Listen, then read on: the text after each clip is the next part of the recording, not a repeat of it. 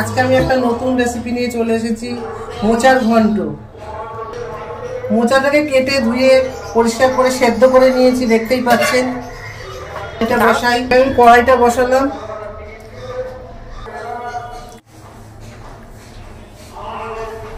গরম হোক। দেখতেই পাচ্ছেন চিংড়ি মাছ ছাড়িয়ে ধুয়ে পরিষ্কার করে রেখেছি, আলু কুটে রেখেছি। এদিকে আদা রসুন কাঁচা লঙ্কা পেস্ট বেটে নিয়েছি, কুচনো পেঁয়াজ, আর ফোড়নের জন্য তেজপাতা, সাদা জিরে, গরম মশলা, গোটা গরম মশলা, একটু নারকেল কেটে রেখেছি। তেলটা গরম হয়ে গেছে, এবার ওটা ভেজে নেব।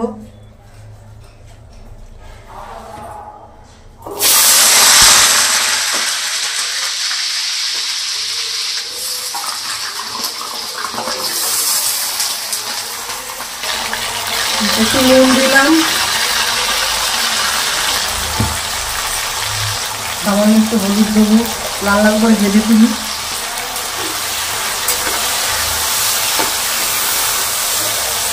ততক্ষণে আলুটা ভাজাবো। বন্ধুরা দেখতেই পাচ্ছেন লাল লাল করে ভাজা হয়ে গেছে, এবার তুলে দেবো।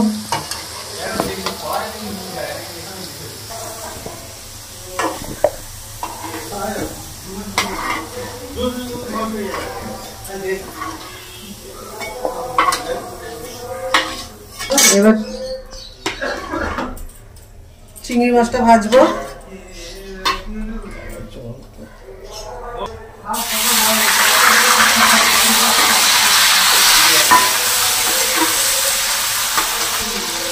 এতে একটু নুন দিয়ে দিলাম।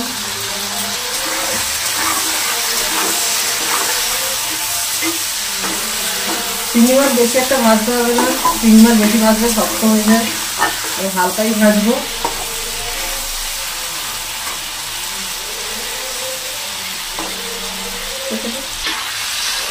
বন্ধুরা দেখতেই পাচ্ছেন আমার চিংড়ি মাছটাও ভাজা হয়ে গেছে।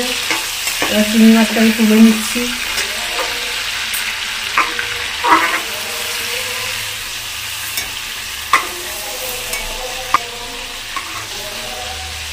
গোটা গরম মশলা ফোড়ন দিচ্ছি, একটা এলাচ, 4-5 টুকরো দারচিনি, দুটো তেজপাতা, একটু নেড়ে নিই।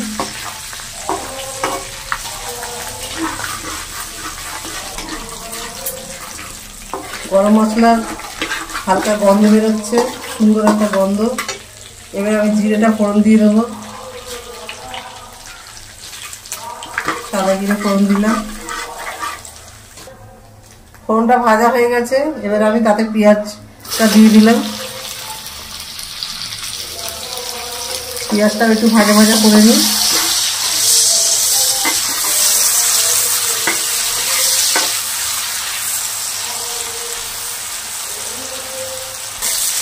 পেঁয়াজটা হালকা হালকা লাল লাল একটু ভাজা হোক।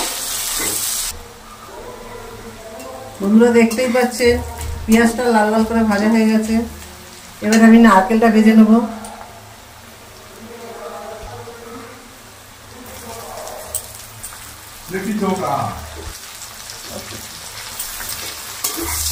নারকেলটা হালকা লাল লাল করে ভেজে নিই।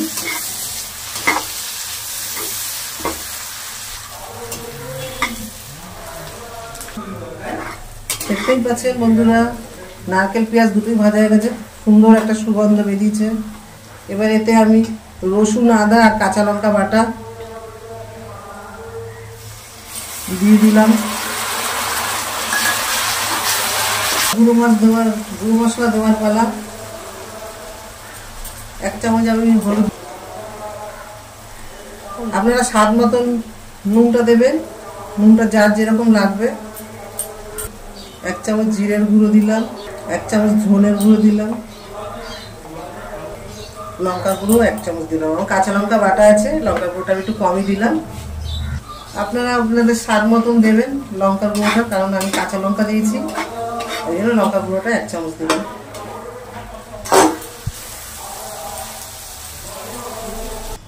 দেখতেই পাচ্ছেন মশলাটা ভালো করে কষে গেছে। এবার আমি এটা আলু চিংড়ি মাছ দিয়ে একটু কষিয়ে নেবো।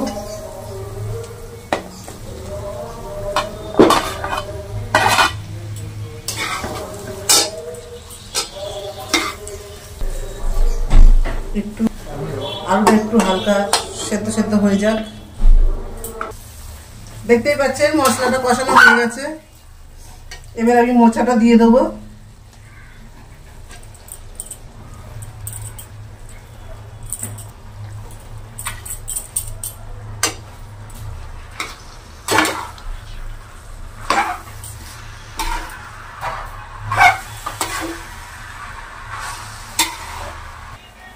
হ্যালো বন্ধুরা, আবার হ্যালো।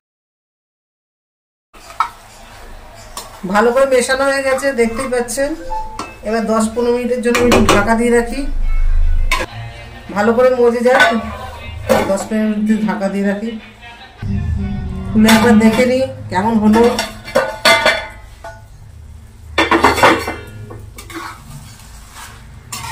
হয়েই গেছে মশাটা।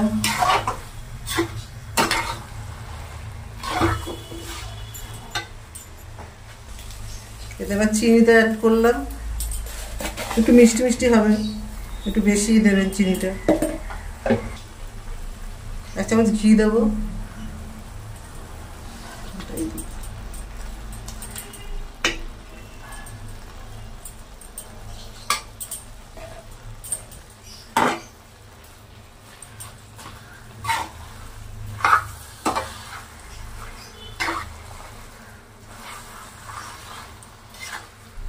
রান্নাটা হয়েই এসেছে।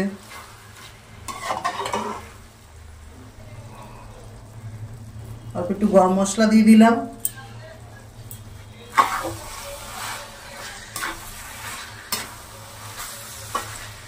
রান্নাটা পুরো রেডি হয়ে গেছে। এইভাবে আপনারা রান্না করে দেখবেন, আর আমাকে লাইক শেয়ার, ভিডিওটি ভালো লাগলে লাইক শেয়ার কমেন্ট করবেন। আর এইভাবেই বাড়িতে রান্না করে খেয়ে আমাকে কমেন্ট করে জানাবেন কেমন লাগলো। রান্না পুরো রেডি হবে। আবার নেক্সট রান্নাটা দেখা হবে নেক্সট ভিডিওতে আবার।